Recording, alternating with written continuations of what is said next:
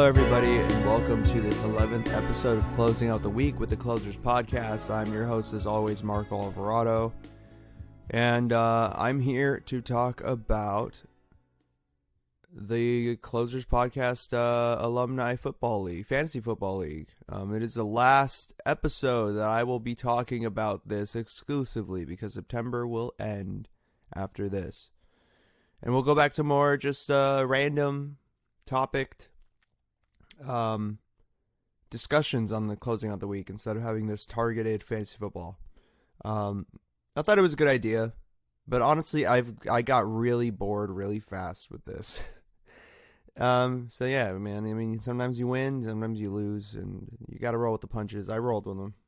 But here we go. Last one. I will still update everybody with scores, you know, the league, and like I'll update everybody on what's happening in the league. For those who are curious, wanting to know about the goings on within the Closers Podcast Alumni Fantasy Football League, I will still be talking about it. I just won't dedicate whole episodes to it because it gets really exhausting, honestly, talking about the same shit over and over. I don't know how these guys who do sports only podcasts can do it. Like, I get so tired of just talking about the same shit, but here we are. I get to finally finish it out. So without any further ado, let's jump right into it. Okay, so pulling up everything right now. Let's look at these standings. So I've lost 2 games in a row. I got blown out last week, which is fine. It's fine. It's early in the season. So these are the standings as of now. We got Evans, Gucci Gangstas heralding the top spot. Then we got Spencer's Galt Boys in the second spot. Sorry, I'm kind of under the weather, so just bear with me. We got Jamarcus MVP Rides Again, my dad's team, in the third spot. We got Uncle Drew, Andrew's team, on the fourth spot. We got Thomas Wheaton's Wheaties in the fifth spot. We got my mom's Rojo y Oro in the sixth. We got Chase Lovin's Indie Win in the seventh spot. We got Quinn, the Moondog Kalani's eighth ranked Stockton Slappers. And we got my team, the Grave Boys, in the ninth spot. And then we got Jason's Shooter McGavin's, in the 0-3 10th spot. So Evan is the only undefeated team. Spencer, my dad, Andrew, and Thomas are the other 2-1 teams. My mom, Chase, Quinn, and I are 1-2. And then Jason is 0-3. So let's look at these matchups real quick. Let me just get a swig of water because I'm dying over here. Jesus Christ. I don't even know what happened. I was fine yesterday. I was literally fine yesterday, and I wake up today with a cough.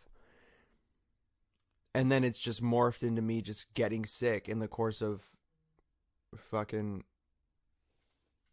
12 hours, basically.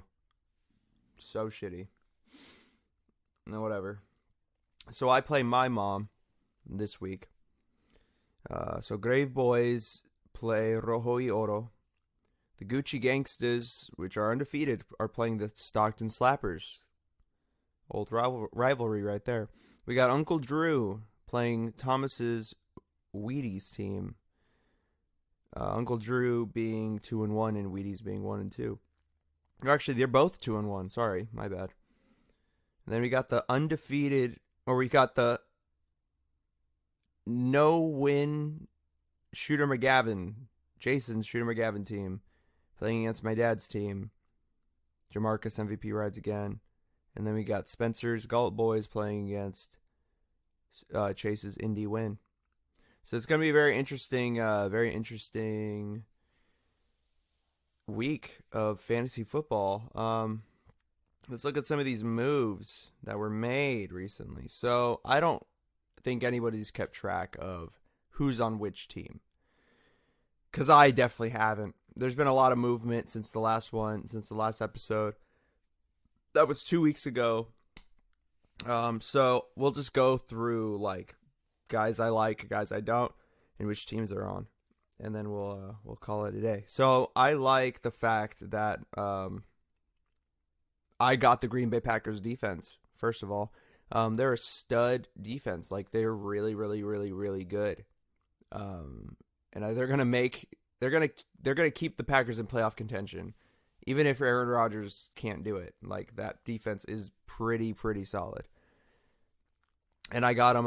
I swapped the Dallas Cowboys defense for the Green Bay Packers defense. Believe it's a pretty smart move. But we'll see what happens. I don't know. I mean, anything can happen any given Sunday. However,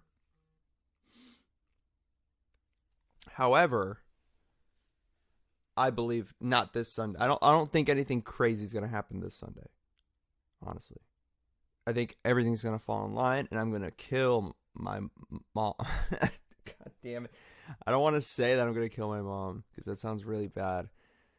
But I'm going to beat her in fantasy. But she has a pretty decent team, not going to lie, which I've outlined before.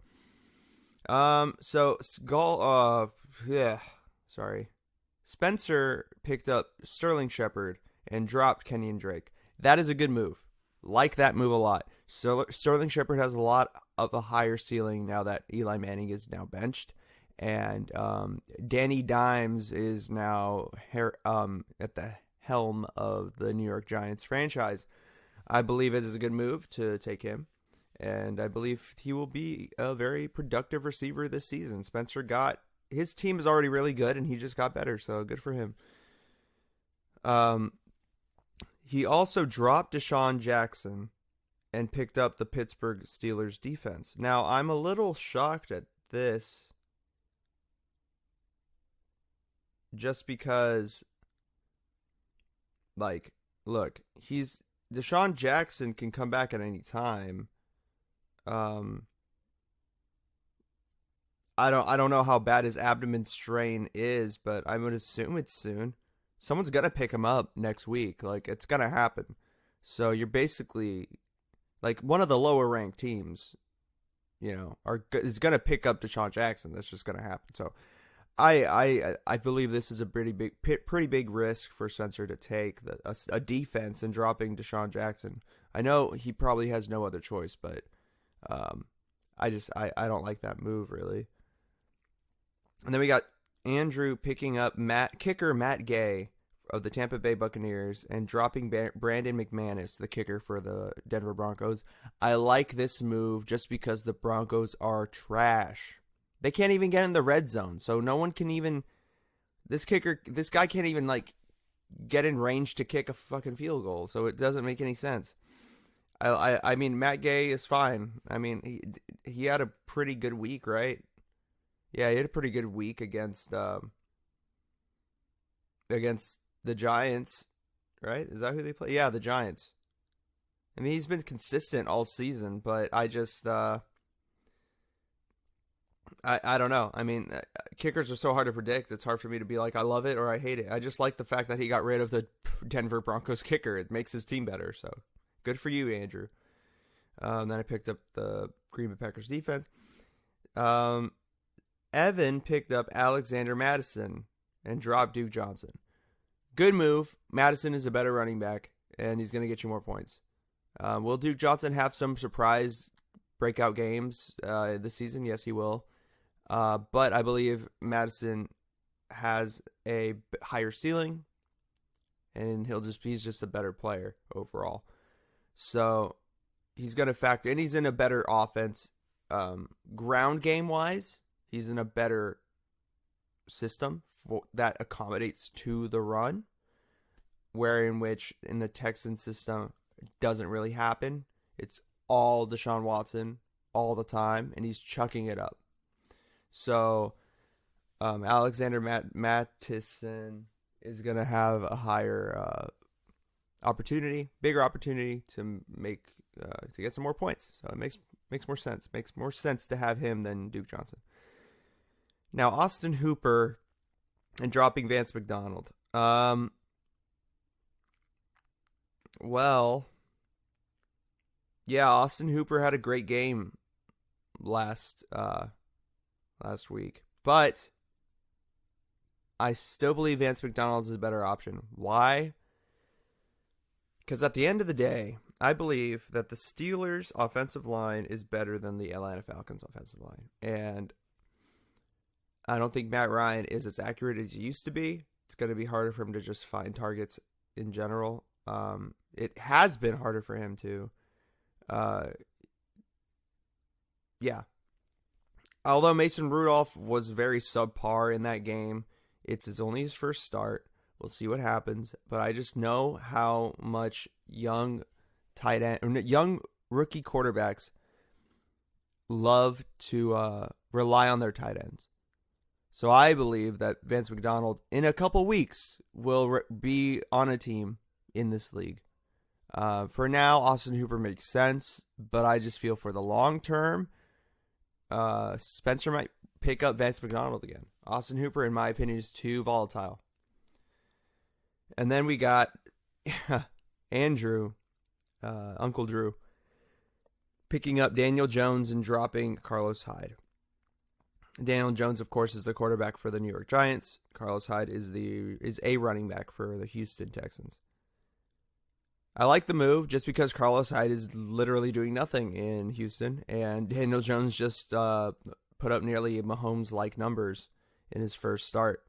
So, I mean, it's a good gamble. I like the gamble. Why not take Daniel Jones?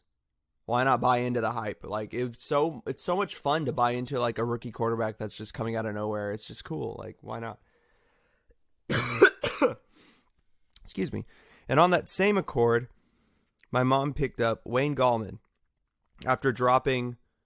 Who'd she drop? I don't even know who she dropped because she didn't do like a normal type of thing. She dropped Darrell Henderson, which is a good move. Darrell Henderson has done nothing this entire season. Literally not like zero. He's put up 0 in every game because he hasn't played.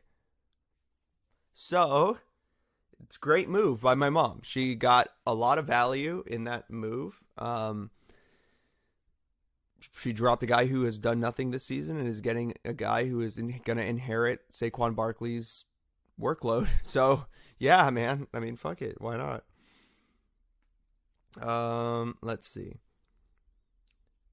We got James O'Shaughnessy getting picked up by the Stockton Slappers and Quinn dropping TJ Hawkinson. Now, this is a very interesting move.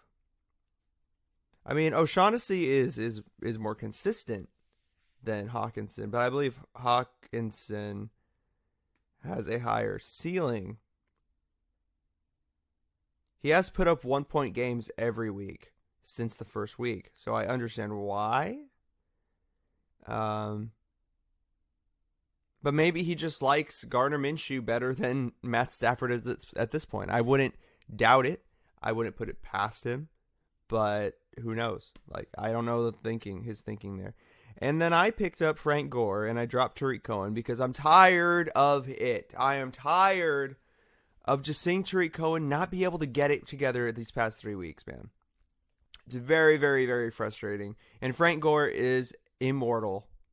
Is he as agile as he used to be? No, but he's still putting up numbers fantasy-wise, man. And I love that guy. I love him. How can you not? How can you not?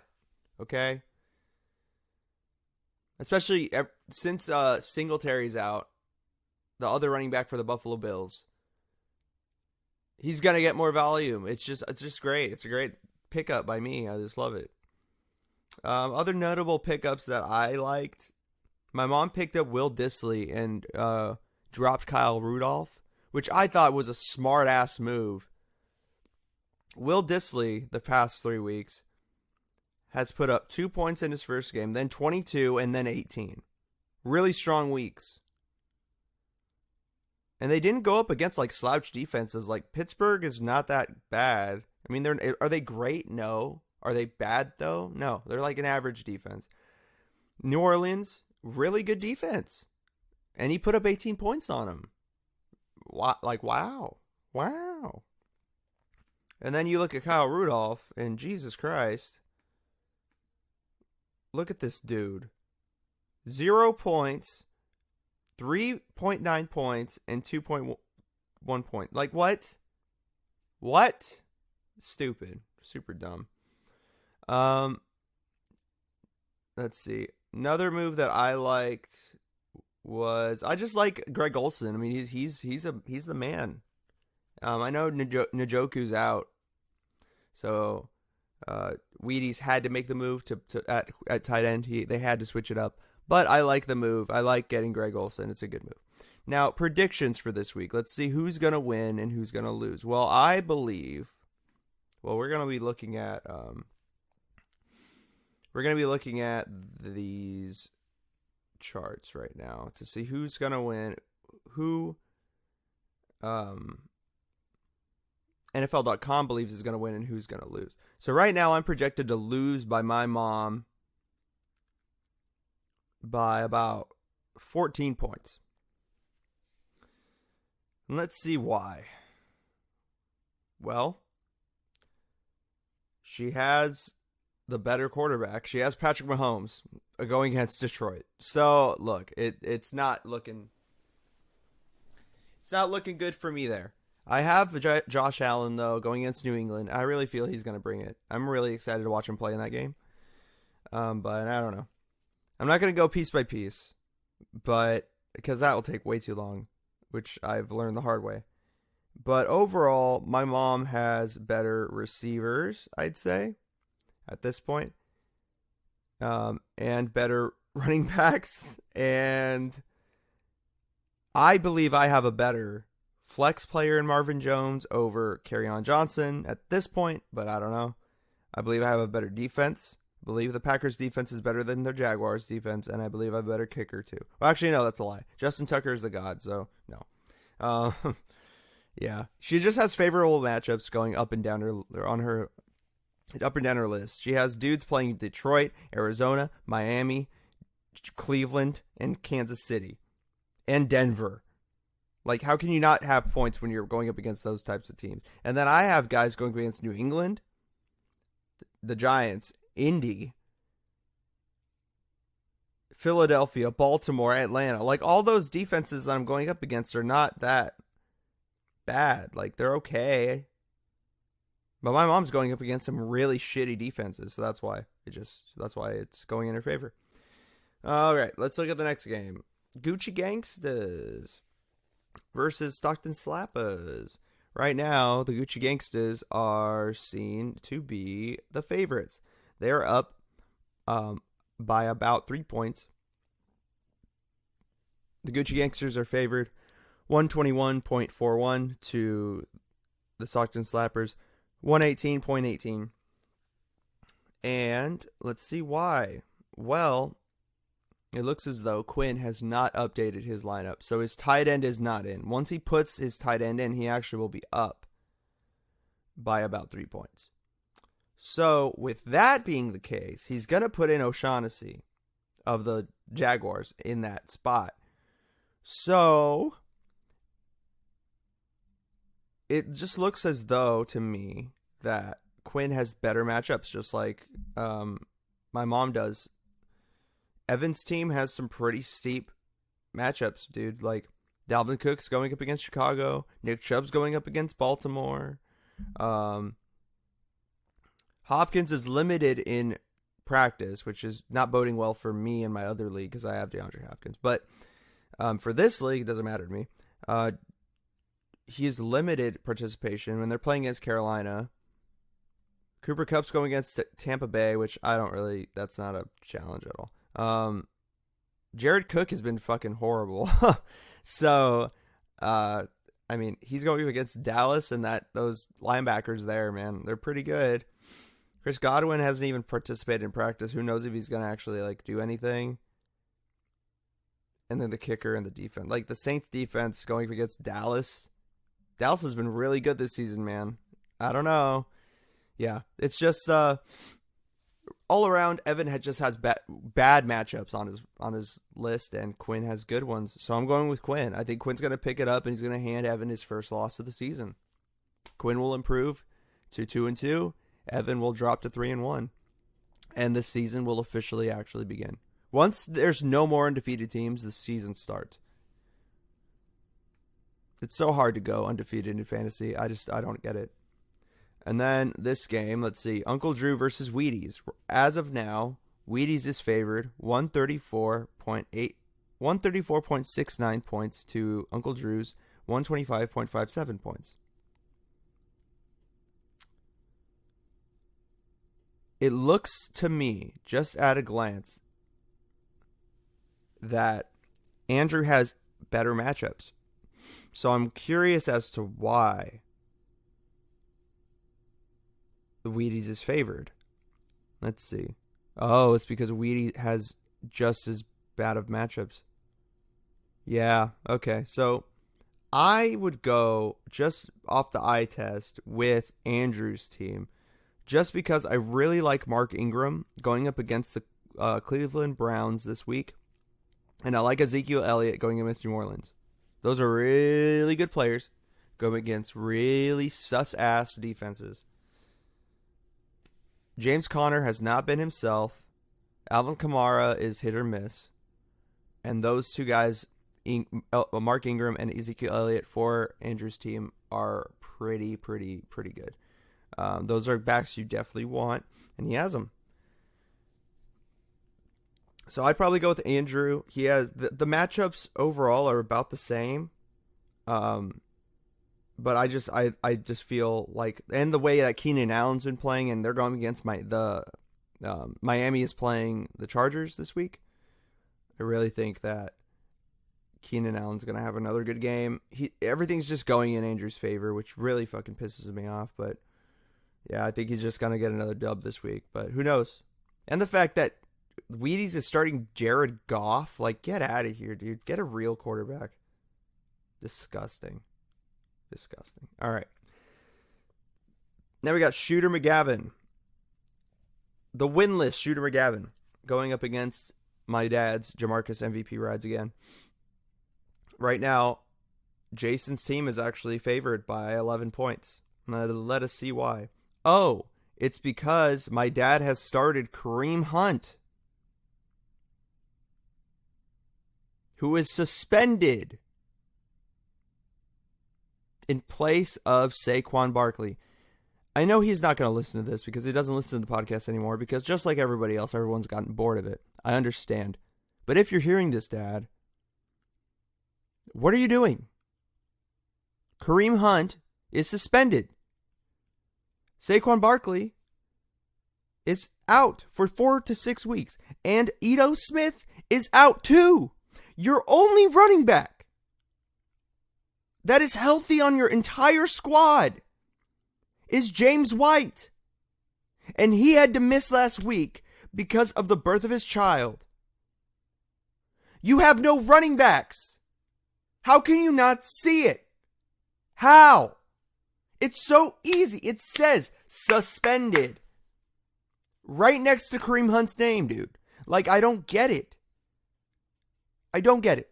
You have to switch out. You have to switch out your guys. You have to drop players. You have to. You have to do it. I don't know how many times I have to say it. You have to drop players and pick up new ones. Kareem Hunt's not going to play for a while.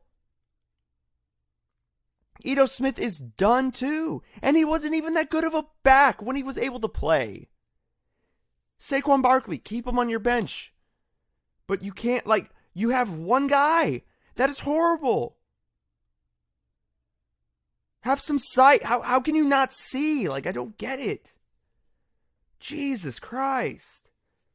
And with that being said, I believe that Jason's going to win.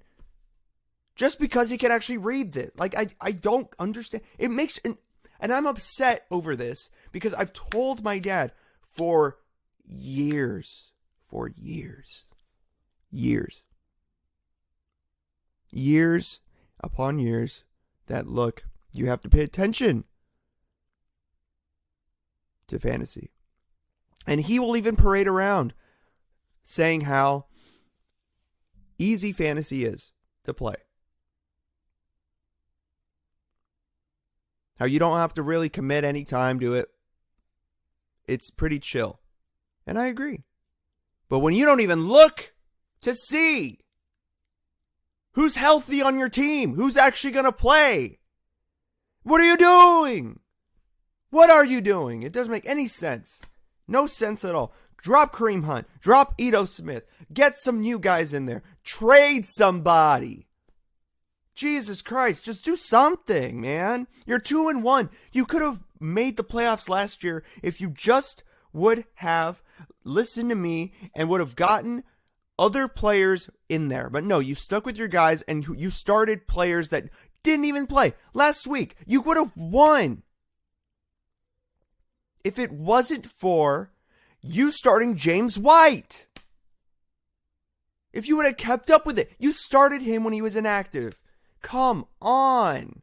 Come on. You really want to win? I don't know.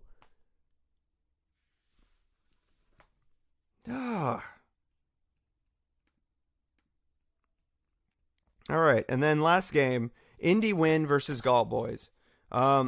Spencer's, actually, this is a really close game. Holy fuck. Spencer's Galt Boys is up on Indy win by 0.4 points, basically. It's 121.89 to 121.42 in favor of Galt Boys. These are really, really close matchups. You got Deshaun Watson going up against Dak Prescott. You got Todd Gurley going up against David Johnson. You got Marlon Mack going up against Joe Mixon. These guys are even, man. You got Juju Smith-Schuster going up against Julio Jones. You got Tyler Boyd going up against Tyler Lockett, sorry. You got Jack Doyle going up against Austin Hooper. Very similar players across this entire... You got DJ Moore going up against Sterling Shepard. How can you have such similar rosters? Like, this is insane. You got Adam Vinatieri against Steven Gostkowski. Like, they're the same team. You got the Ravens defense and the Steelers defense. Two defenses that are very overrated this season. This is just miraculous to me how similar teams can actually be. With that being the case, to me, I'll say it, man. It comes down to the quarterbacks. And Deshaun Watson is playing Carolina. And Dak Prescott is playing New Orleans. And I really feel like Carolina is the worst team. So I will go with Deshaun Watson and the Galt Boys in this win. And I believe it will be very, very close. Very close. But the Galt Boys will take it. Just because of that. Just because of that one matchup alone. Oh, yeah. Most definitely. Okay. So, without any more shit being said by me, I'm just going to go. Please follow the Closers Podcast on Instagram at the Closers Podcast, Facebook at Closers Podcast, and on YouTube, we have a YouTube channel. It's just the Closers Podcast. You should be able to look it up pretty easily in the search bar. Coming up next week, I have 2/3 of the 3-0 Intimo. Yes, 2/3, unfortunately, because my uncle is in Mexico, and he didn't let me know of that until this past week. So, it's just going to be my dad, Ruben Alvarado, and my little brother's Nino, Godfather, for those who don't speak fucking Spanish, Albert Perez. And they will be on to discuss their time as a trio and share some stories, tell some advice. Classic Closers Podcast pod. So hope you enjoy that one. Hope you enjoyed this one. We'll be back next week. And for closing out the week, it might just be me again, because I really like just rambling on about random shit. I hope you liked it too. If you liked it, let me know. It makes my life easier if that's what you guys want to hear. Give me advice, man. Tell me what you want to hear. If you want to hear something, DM me on Instagram. I'm literally all you have to do is just comment on something or DM me, and I'll take your criticism into account. I would love to get suggestions. But anyways, I just gotta stop. I'll talk to you guys later. Have a great day, night, whatever time it is where you're listening to this, and hope you tune in again. Take care.